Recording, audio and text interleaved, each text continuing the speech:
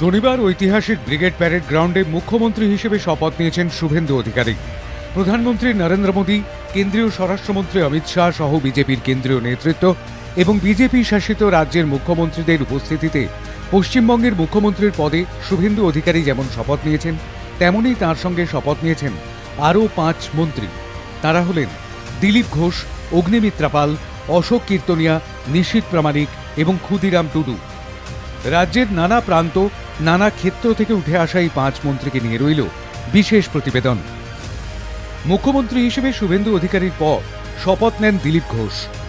আমি ঈশ্বরের নামে শপথ করিতেছি যে বিধি দ্বারা স্থাপিত।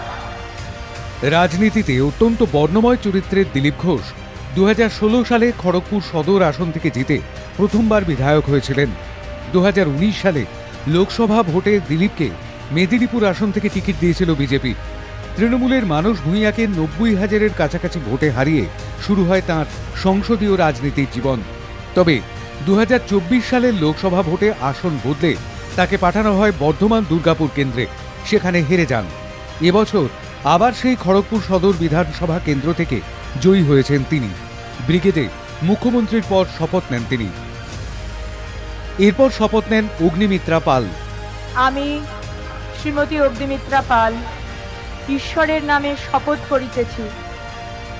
2019 সালের লোকসভা নির্বাচনের পর তিনি বিজেপিতে যোগ দিয়েছিলেন।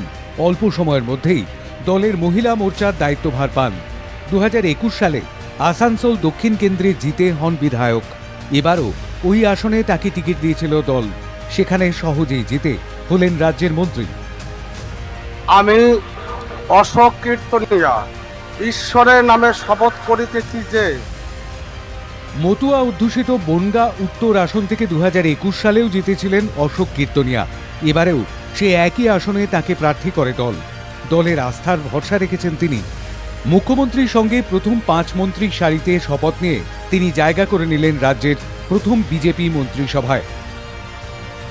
শনিবার শপথের দিন আদিবাসী মুখ হিসেবে নজর কাড়েন ক্ষুদিরাম টুডু। চান্দবুঙ্গা nyutumte kiriye হাতারিদেন। বাঁকুড়ার রানীবাঁধ কেন্দ্র থেকে ভোটে লড়েছিলেন। রাজ্য জুড়ে বিজেপির বিপুল জয় তিনি সহজেই হারিয়ে দেন তৃণমূল প্রার্থীকে। তিনিও জায়গা পেয়েছেন শুভেন্দু অধিকারীর মন্ত্রিসভায়। মুখ্যমন্ত্রীর শপথের দিন উত্তরবঙ্গের প্রতিনিধি হিসেবে শপথ নেন নিশীথ প্রামাণিক। আমি ভারতের সার্বভৌমত্ব ও অখণ্ডতা রক্ষা করিব পশ্চিমবঙ্গ রাজ্যের মন্ত্রীরূপে। রাজ্য মন্ত্রিসভায় জায়গা পাওয়া নিশীথ প্রামাণিকের এর আগে অবশ্য কেন্দ্রীয় মন্ত্রীর দায়িত্ব সামলানোর অভিজ্ঞতা আছে। 2019 সালের লোকসভা নির্বাচনে কোচবিহার থেকে জয়ী হয়ে সংসদে হয়েছিলেন কেন্দ্রীয় স্বরাষ্ট্র প্রতিমন্ত্রী। 2024 সালের লোকসভা নির্বাচনে অবশ্য হেরে গিয়েছিলেন নিশীথ। এবারের বিধানসভা নির্বাচনে কোচবিহারের মাথাভাঙা আসনে তাকে প্রার্থী করে দল। লোকসভা নির্বাচনে হারলেও বিধানসভা নির্বাচনে বড় ব্যবধানে তিনি জিতে এসেছেন, জায়গা করে নিলেন শুভেন্দু অধিকারীর মন্ত্রিসভায়। মুখ্যমন্ত্রীর পর শপথ নেওয়া এই 5 জনের এখনো অবশ্য কোনো দপ্তর বন্টন হয়নি।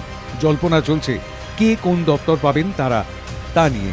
তবে মুখ্যমন্ত্রীর পর এই 5 জন শপথ নেওয়ায় রাজনৈতিক মহলের জল্পনা তারা পেতে চলেছেন গুরুত্বপূর্ণ দপ্তর। ব্যুরো রিপোর্ট, বাংলা জাগো।